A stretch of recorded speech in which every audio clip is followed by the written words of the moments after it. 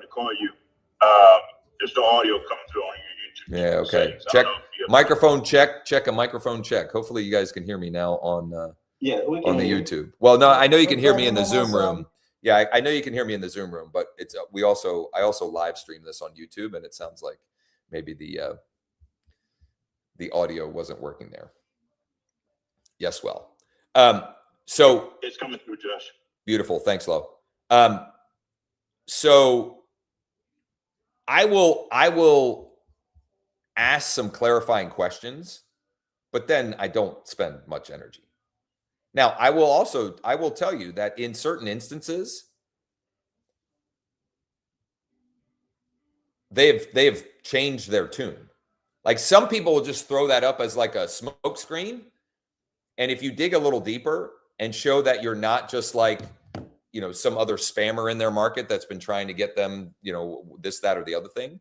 I have had people that from cold outreach initially set a number that seemed unrealistic, that upon further review and digging and connection, so we have the initial conversation through connection with them, they actually backed off the number and gave me a more realistic number. And I can't, I have at least 2 instances from the fall when, where it went from like, just a smoke screen number to, upon digging a little bit further and connecting with them on a deeper level, we ended up at a realistic number and a closed transaction on at least 2 of them that I can remember from the fall. So for the most part, those are just people that are, they just want to give you a hard time. And also, I mean, it's not that hard to just ask a couple of clarifying questions.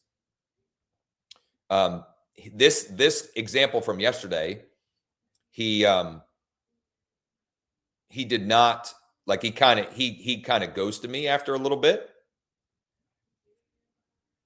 But I mean, making sure you got my last question mark. He replied. So, and like replied to Ed, not immediately, like later, which means like he took the time to do that. So, he could just be messing with us, or maybe there is something about that property that we can't see. Maybe there's an additional parcel or something. Like this one in particular, I could see the street that it's on. If it's zoned residential / commercial, there could be added value, or it could just be unrealistic. And we just keep moving along, moving on our merry way with that. Okay. Although, because he responded and engaged, I will also add him to Bold Trail and put, this is an absentee owned property. This guy lives in New York. I will put him in Bold Trail, set him up to be kept sort of up to date on the value of that property that he had engaged around or on. Yeah, I thought it was going to take probably 3 or 4 years to get to that number. So it's way crazy. Anyway, so yeah, but again, so I wouldn't invest a ton of time on it, but there's no harm. Like, how long does it take you to dig a little bit, right? And dig a little deeper. Julius, yeah, I sent you an updated calendar for tomorrow at 10:30. Okay. I want to share a quick update, and then we're going to get into doing the work with James and Kyle, time permitted. Maybe we'll dig into yours as well. So if you follow these sessions, or you have followed me for any time, one of the monthly marketing campaigns that I run is an email to all of the homeowners in my database with an updated home value. And I use fast cash offers to deliver that, meaning when they click the link, they are taken to a dashboard specifically for their property with different estimates of value and the opportunity to explore offer options. This month, I'm trying something a little different. I sent this email. Find it here. It was short and sweet. And it was, instead of an updated home value, it was the opportunity for them to explore offers. And so this will take, there we go. It went to about 5,000. That's the number of homeowners in my database. I guarantee it was not delivered to all 5,000 because I'm sure there's emails, whatever else, you know, it is what it is. But I don't have a way to drip them out in Bold Trail. And so I'm just using what I've got. The subject line, get multiple offers for street address, just their street address. And then I have in brackets instantly. Have you been thinking about selling street address? Question mark. Tap here to get multiple offers instantly. When you tap the link above, please wait a few seconds for your offers to load, because it does take a few seconds to load. Like, because they're literally specific to them, right? And I could have even put in there, you know, please allow a few seconds for your offers to load as they are customized and personalized to your property, or something along those lines, but whatever. P.S. You're probably not ready to sell right now, but when the time is right, will you be staying here in Central PA or relocating elsewhere? I have not gotten anyone to reply to that. In other words, no one has responded to the P.S. We try stuff. I mean, I have other emails that I've sent that I get lots of replies to the P.S. It just depends on whatever. Typically, when I send out my home value update email, I get anywhere from 80 to 150 people, unique property owners that click and go look at their dashboard. So far for this one, it's been in the, I think it's less than 20. Less than 20. But, and it's a big but. Two things, actually. Number one, at least half of them are not the same people, or have, at least to my knowledge, not clicked the other emails. In other words, they haven't clicked the home value update emails. Meaning I'm seeing people and addresses that I didn't even realize were in my database because they've done nothing else to engage, which means what? There might be some motivation there. So far fewer engaged people, but this is a more intent-based message. The home value offer update, there could be any number of reasons why. They're just curious. They want to see what computers think the property, like there could be any number. And yet, that campaign, when you send the email and you send the bump text and you send the follow-up email with the engaged people, has turned into a pretty consistent flow of new listing opportunities for me. So now what I need to do from this point is I need to turn these into money, turn these into, you know, real opportunities by asking a connection style of question, right? To gauge what level of motivation and intent they have right now, and to see, should we explore these offer options, or should we explore other options with you and for you? And so I will share tomorrow what that looks like. In other words, what I will have done with those folks to continue the conversation and uncover opportunities. I did, just to play around. Let me see if I can find it here.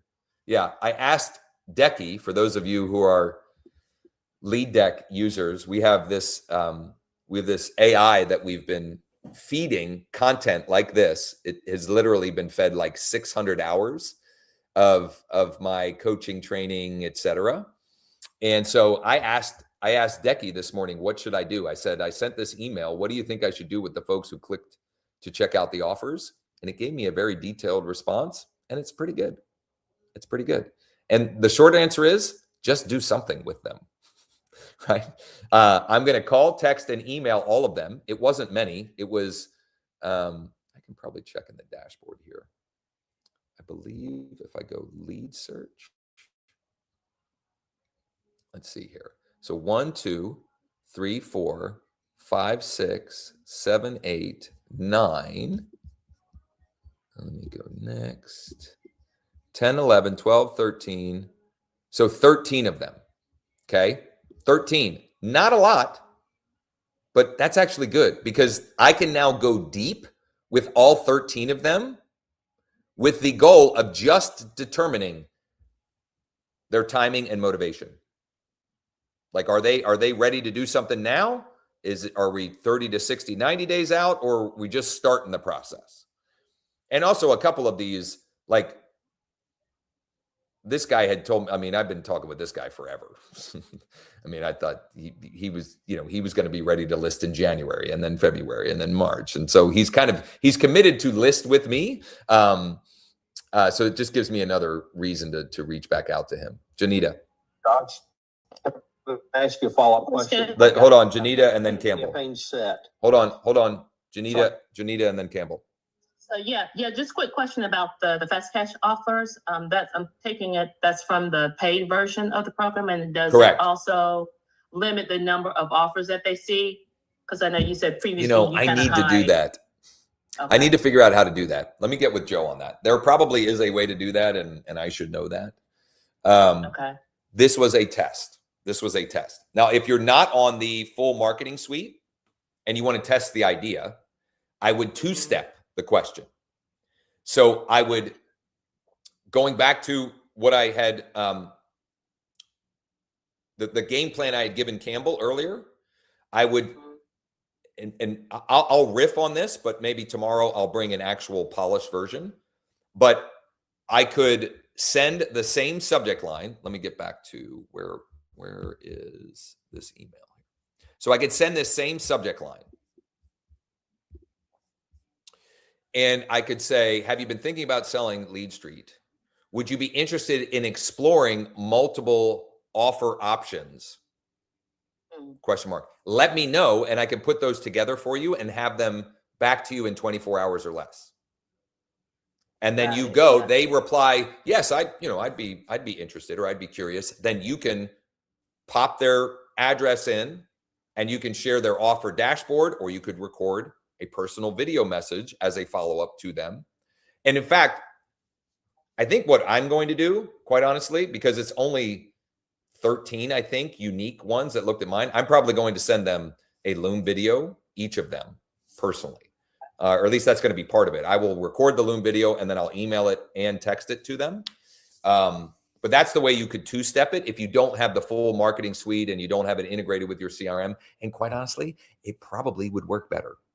If I'm being honest, it would get more replies because for two reasons, actually. There'd be no link in the email.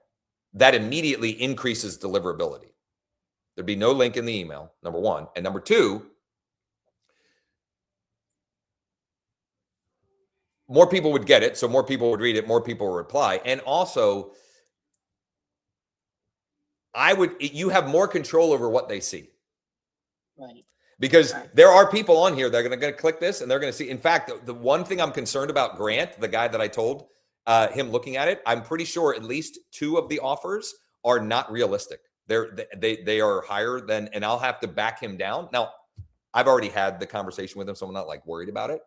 But if I'm being honest and more conversations is the goal, text only, two-stepping it, meaning they have to request, and then I actually deliver it, is probably a better way to handle it anyway.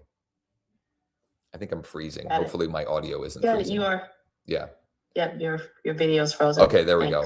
As long as the audio was okay. Now, Campbell, go ahead. Okay, I've got the campaign set up, Josh. The best time frame, I believe, for still sending email is between 4 and 5 p.m. in the afternoon, correct? That has never been, to my knowledge. When do you think the better time is to send it? Well, it's not what I think. If I would look up email analytics, but at least from everything I've ever seen, Tuesday through Thursday, late morning to early afternoon is the best window. That from data that I've ever seen. I've never seen data that 4 to 5 window. But again, text message. What's that? think I'm confused with text. I think text. Oh, is maybe 4 that and could 5 be. is the- Yeah, that could be. That could be. And also, like, if you're dripping out an email, like, I don't know. Most consumers' email inboxes are not as full and noisy as ours are as real estate professionals, right? So if it's a You don't think compelling it matters? message, they'll open and respond on their own time. So if I'm dripping something out, I would probably drip it out from like 6:30 a.m. to 8 p.m. Got it. Now I can send the follow-up back. The second line, which will change the subject line. The first subject line is exactly what you said. It is username, and then I put quick and question mark. That's all it says. Okay. I'm sorry. That's the Take word subject quick line. out or just use question. That's the subject line. Subject line. You said I would just the put first name. name. I would just put their first name with a question mark. But Okay, I don't. so I mean, hold I on, think I'm gonna- we're splitting hairs there. But that's what I would. Okay. Yeah. The follow-up, if they don't open it, it goes 24 hours later, and I'm asking the question. Can't find the right home question mark. Or do you have a better one for that? Because it changes the subject line on the second one. It's the same body, but a different subject line. Oh, you're saying a different. So that would be. So if they don't No, open it, well, what I would do is still interested. If I'm doing a second subject line, still interested? Question mark. okay, that's it. I'm gonna get off the call. I gotta go elsewhere. I will catch up with you maybe later today if you're around, buddy. Good luck, Tanya. Goodbye. Thanks, sir. You bet. I'm gonna get that 100 done. I'm starting on it. Giddy up. Thank you, pal. Sorry, I was late joining, but I see the emails that you were sending and everything. And my question is that one that you were sending with the link to allow that person in, the 5,000 in your database to see, have you been thinking about selling, or tap here to get your multiple offers instantly? That's from Cash Offers AI. What is the link that we give that person? Because Well, you would only have the link if you have the full marketing suite. If you're using the free version, you would have to submit. So if you're using the, I should have just done this as a two-step. So if you two-step it, if you're using the free version, which gives you offer, the offers platform, right? But it doesn't have the CRM integration and the full marketing suite. And you two-step it, you would, when they reply and say on some level that they would be interested or they're curious, etc., then you would manually submit that property and get those offers, collect them like you would anyone else that says, we'd be open to an offer kind of thing. So I think I have the full suite, Okay. but I haven't gone through the process of integrating it with my, my CRM. So it would be using the address from the CRM and linking it with Cash Offer and automatically having. So I'll show value real quick points. for those that that are using the full. You would, where you find, so once you have it if you're using the full marketing suite and you have your CRM integrated, where you go is email marketing. Okay, now you won't see like this is my enterprise dashboard, so you'll see website set up. Mine doesn't say anything about email network marketing, so maybe I don't have that. I don't think you have the full marketing suite. I don't think, Okay. but I could be wrong. Okay. If or when you did and you have your CRM integrated, if you go to email marketing, this link is the link you use if you want to send an email with whatever your CRM is, such that when they click the email, it takes them to their home value dashboard. And this It link automatically pulls their address in. correct. They don't have to opt it. They don't have to enter it or anything. This is the one that I sent, which is just a little bit of a different, what they see is it's a different dashboard, basically. I don't know. Will I see an example if I put? Yeah. Okay. Perfect. So I'll give both.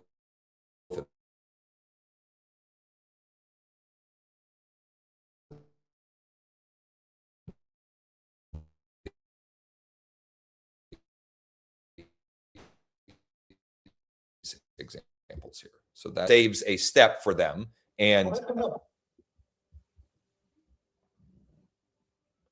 I don't know what, it's like certain days, my Wi-Fi wants to be, I don't know if it's weather related or what, but this is what the offer dashboard looks like. And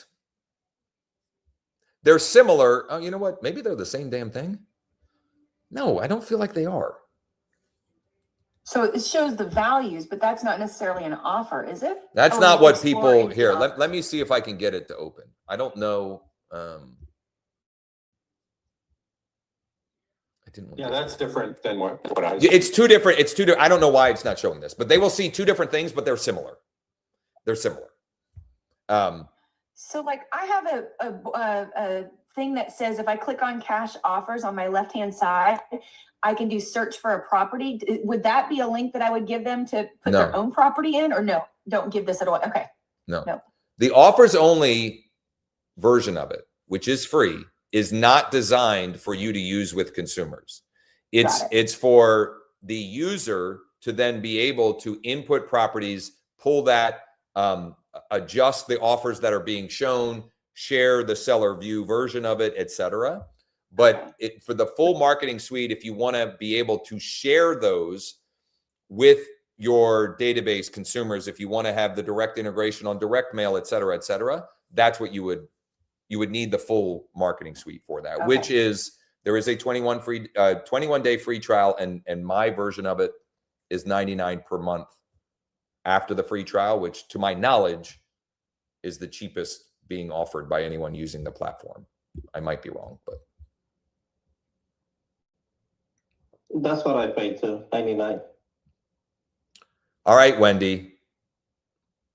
We sent yesterday and we have 38 replies so far. What, you sent what? Come on. I sent the home val out email. Okay, so you sent the home value one or the offers version one that I shared? The home value one. Okay. How many did you send? I want to say it went to like 6,000. Okay. So just know, like, that's a lot, right? That's a lot. I was pretty happy with it. And if you have smaller numbers and you two-step the smaller numbers, let me give you another, for example. If you wanted to engage, let's say you had 75 homeowners in your database. If you send email, subject line, their street address. Hey, Tanya, do you still own the property at street address? Question mark. And they reply. And then what do you say? Thanks for confirming. Would you like me to send you an updated home valuation and even give you the opportunity to explore some unique offer options we have available? Whatever you want to say at that point, but that would be like whatever you have, just, Wendy and I send one to many because we have thousands. But if you have tens or hundreds, if you manually or send them in smaller batches and you get more creative about how you engage with them, it's just all a matter of, how do you best leverage the assets and the audience that you have? Okay. James, are you there? Where's James? Let me hold on. I am here. Let's go. Let me pin James so that way I can see him and I'm not confused because I'm easily confused. All right, so I'm going to add the pin there.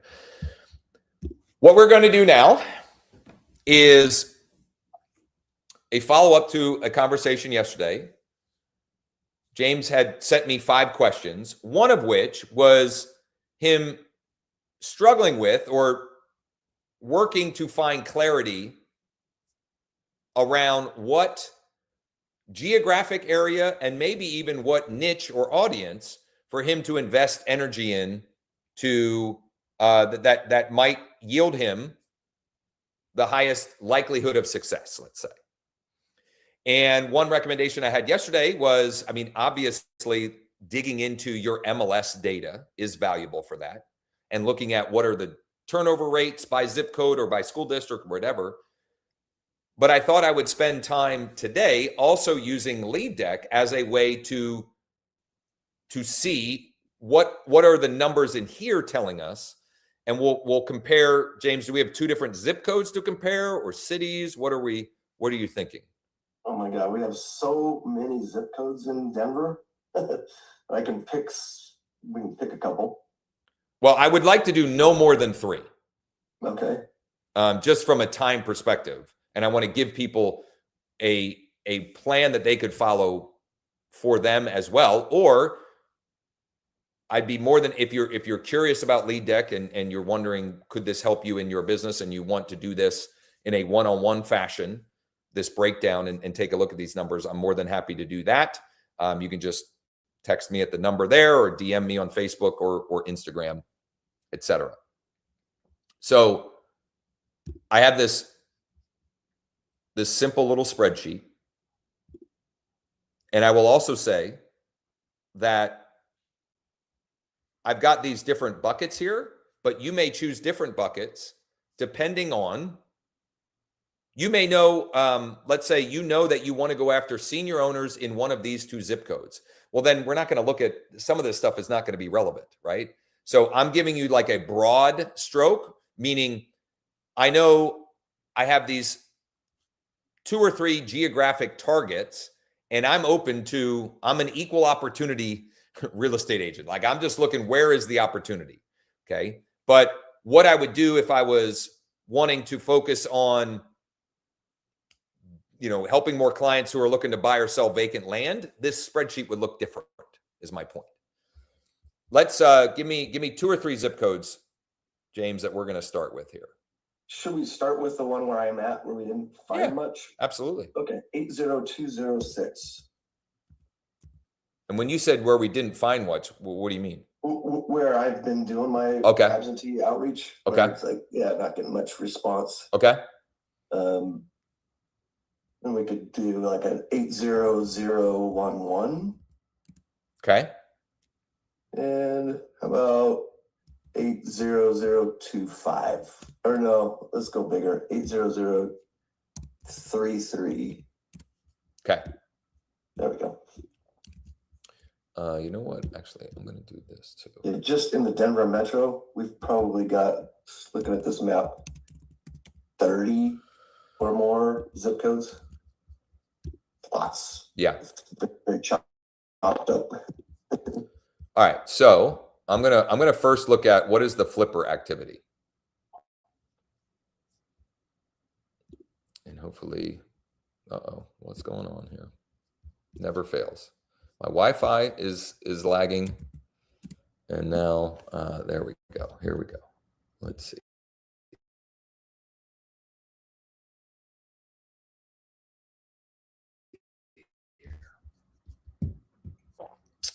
Here we go.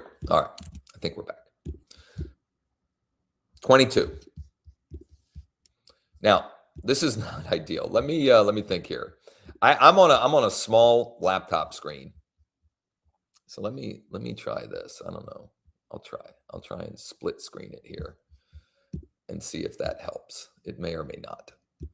It may just make it harder to see and harder for me, but we'll see if I can bounce back and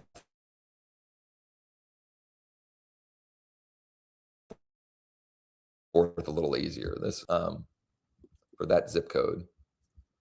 And let's take a look at. Now, this is just single family. So we get into, there's layers to this onion here, right? So we're starting with single family, but you could also run these numbers for townhome, or maybe you're someone that you want your niche to be multifamily. And so in that case, you'd look at 2 or 3 zip codes and you would choose multifamily, and you'd look at the multifamily activity on the buyer side, and you look at what are the buckets of multifamily. Okay. So I'm highlighting this to say that this can take a lot of different shapes and forms. And this also relates to something, a rant that I went on yesterday's LeadDeck Founders Club Mastermind, which is that step 1 in the 7 C's that I've been talking about since Monday.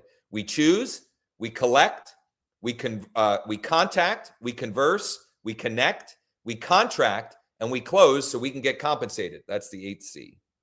Okay. The choose is the hardest one because there's lots of things to choose from. And also know that whatever you choose has its own hard. None of it's easy.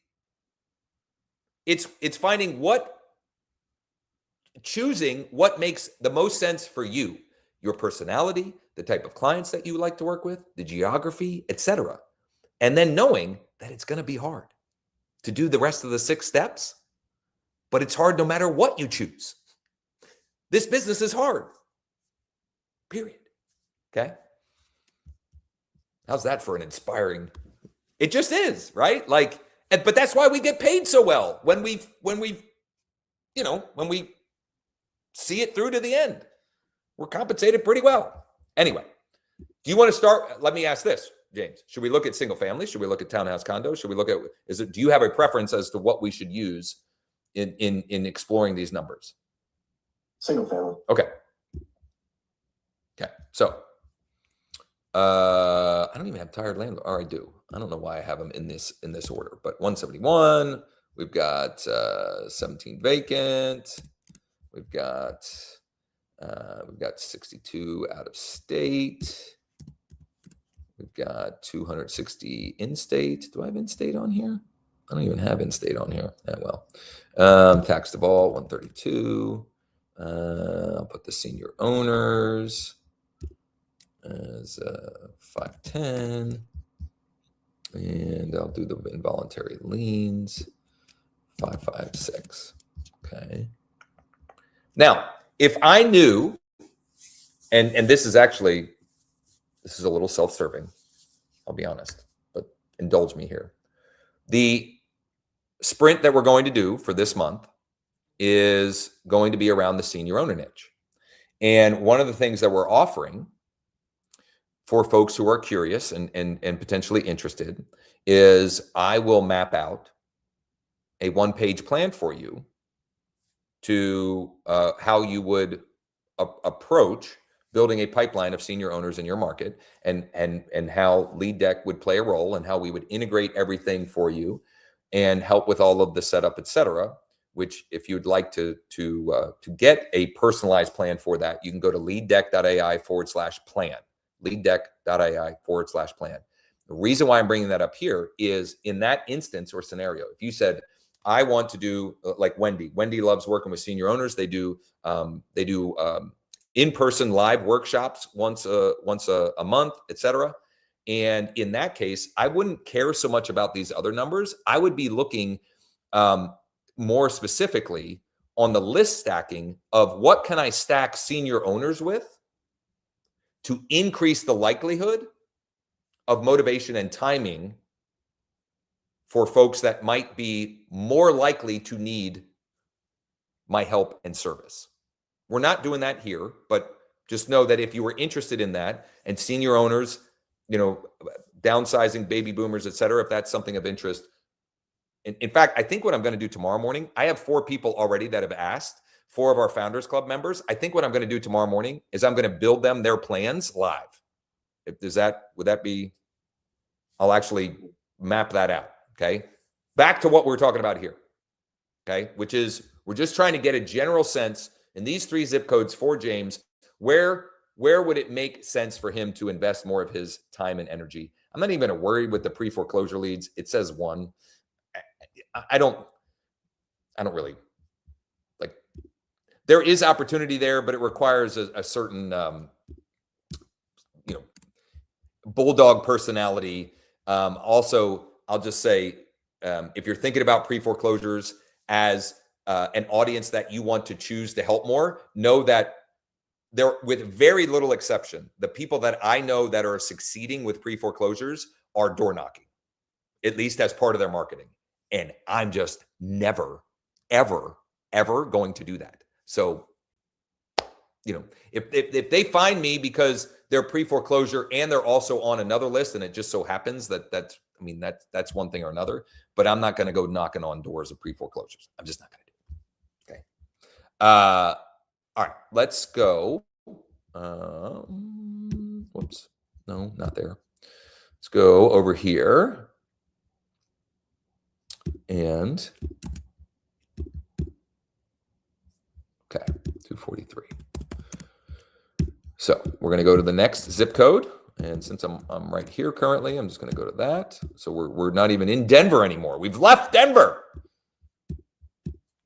98. I'm going to add that there. Then we'll go to the flippers.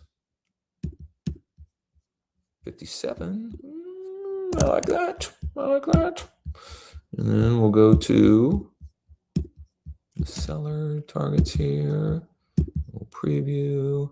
Ooh. All right. So immediately for me, I'm thinking of the two, I'm definitely going with that zip code. If I'm just, just at a glance, right off the bat, I'm thinking, that is, it's a bigger pool, and there's also more flipper activity, which means those are people that are buying and or selling both. So we've got some more opportunity with that. We've got more senior owners. And what else do we need? Involuntary lien. Whoa, and a lot of those. Okay, yeah. So that's now let's see. So far to me, 80011, I'm going there. But let's see if that one wins the battle royale with Wheat Ridge. I didn't even know Wheat Ridge existed. Okay, so what do we got here? We're all kind of under the umbrella of Denver Metro, but that's why it gets so confusing. Like when we were doing the YouTube stuff, like what do you even call this? And yeah, narrow things down. Oops. But this is definitely, these numbers are confirming where I was going in my head, because I'm like, that other area, the 8011, is more rentals, medium price range. Yeah. Yeah. Now, James, I'm right there with you, buddy. Atlanta's the same way, and you could go anywhere. Yeah. It's the double-edged sword. Got lots of options, which is good and bad. Like you got to pick, right? All right, let's pop this into here.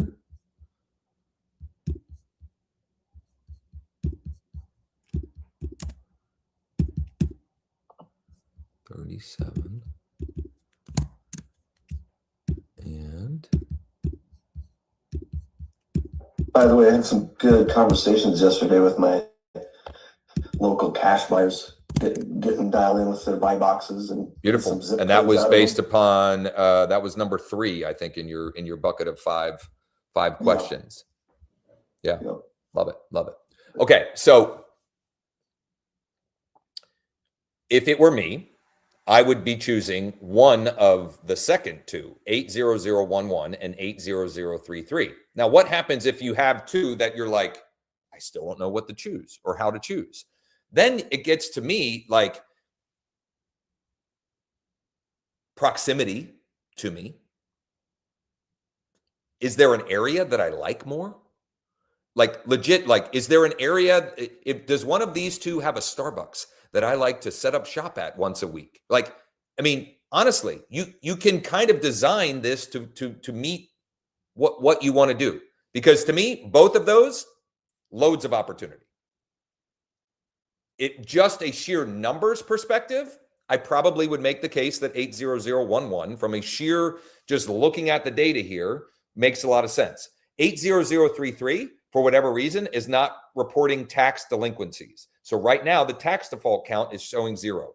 It's not a LeadDeck problem. That's like, there's nothing we can do about that. They're not reporting the tax data. However, they are reporting the involuntary liens is reported, right? So we can still filter stack that on top of, for example, tired landlords or senior owners or out-of-state absentee, and get a more targeted seller audience to be then reaching out to and asking very simply, do you still own the property at street address, James, ? To see if there is an opportunity to pursue with that audience. And also, once I decide, I would also highly recommend then having that as a reason to go back into your MLS and really dig into the data and really dig into the current inventory and really dig into the expired inventory and the canceled inventory.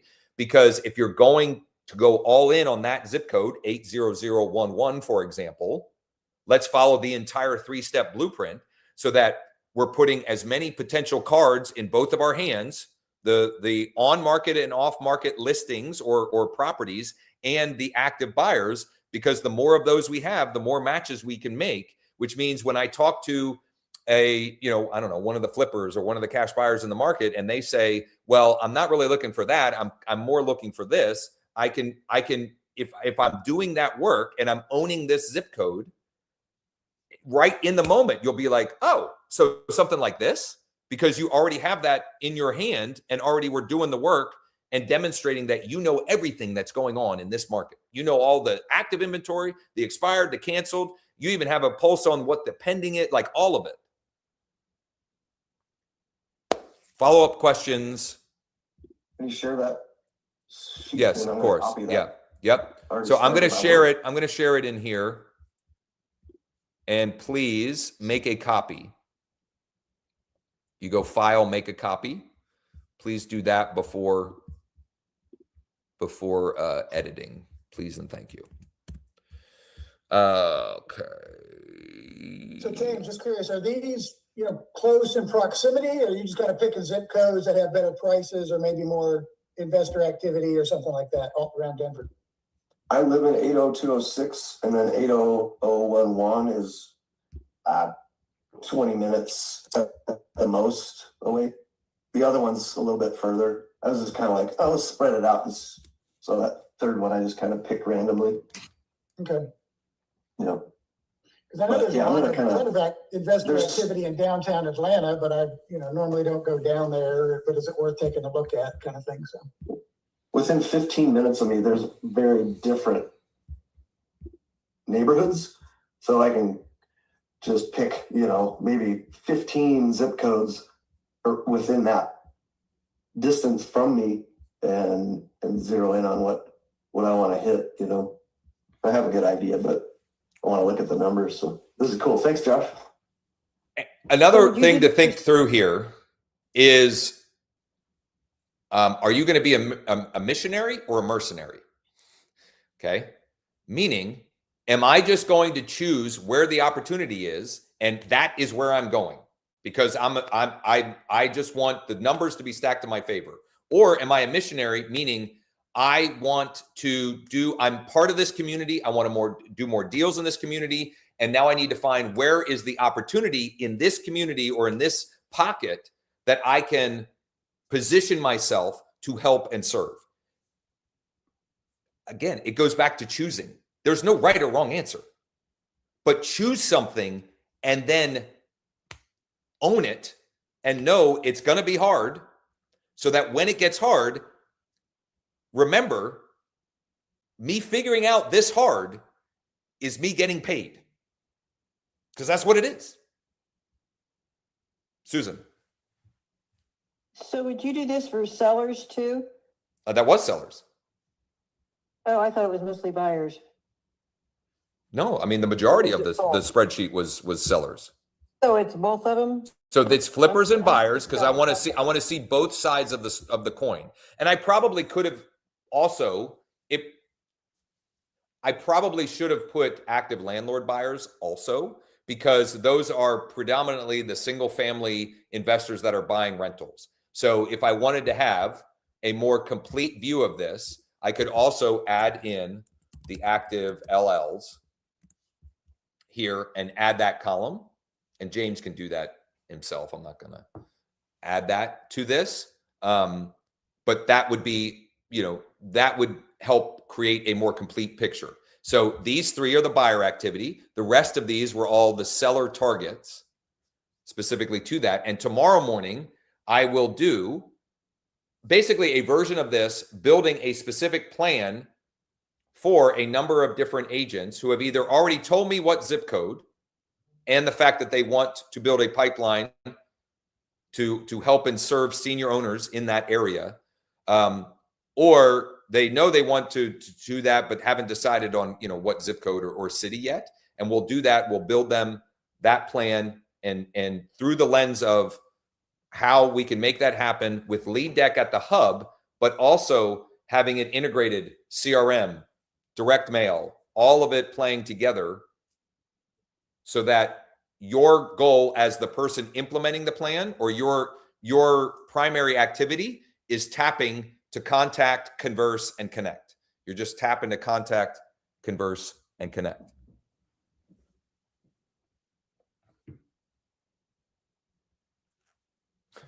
This is great.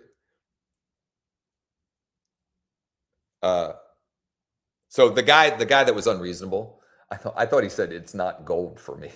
He's not selling. He's not selling.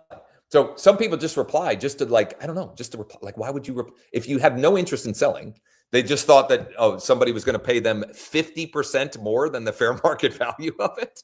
But whatever, like, you know, there's no harm. There's no harm in me having this conversation. And this is actually a wonderful reminder. I think anyway, any of this for me, it's just practice. It's just reps.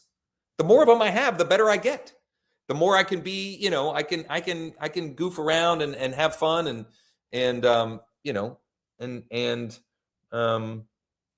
be better prepared for the next one that was just trying to put up a smoke screen, but really does want or need my help. Kyle, I got to regroup before the 11 a.m. We're scheduled for tomorrow. What we can do is that breakdown that I did with James, and then we'll get you, you know, by the end of our time, hopefully have a plan for you moving forward as far as where, what, and how you should focus your time and energy using the platform so we can get you the most tangible results moving forward. At 11, go ahead. Go ahead. No, that's my question. Yeah, so at 11, I'm going to live prospect expired listings using LeadDeck. And I had already pulled my list just because I'll explain what I did to pull my list. I'm going to import it and I'm going to start tapping to call, text. They are expired listings from my county, single family, residential, from the last, not quarter, but the last third of 2025. So they're like September to December, single family residential in Cumberland County. And I'll walk through that. It will be a work session. Of course, you can ask questions and so forth. And the link to that, most of you are already registered if you're in here. But if you're on the live stream and you need the link to that, you can DM me on Facebook or Instagram, or even just text